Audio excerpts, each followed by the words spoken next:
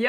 Aujourd'hui, on se retrouve pour une vidéo un petit peu spéciale. C'est peut-être le début d'un nouveau projet. En vrai, c'est un projet que j'ai envie de faire depuis pas mal de temps. J'ai décidé de lancer une série sur ma chaîne YouTube.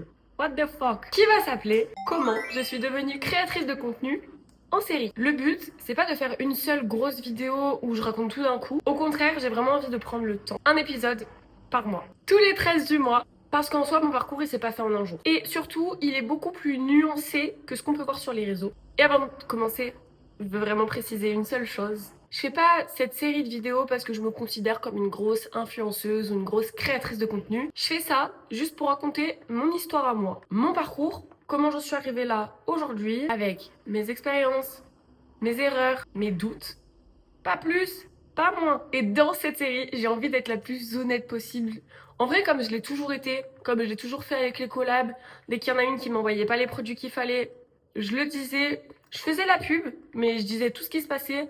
Donc en vrai, voilà, restez naturel.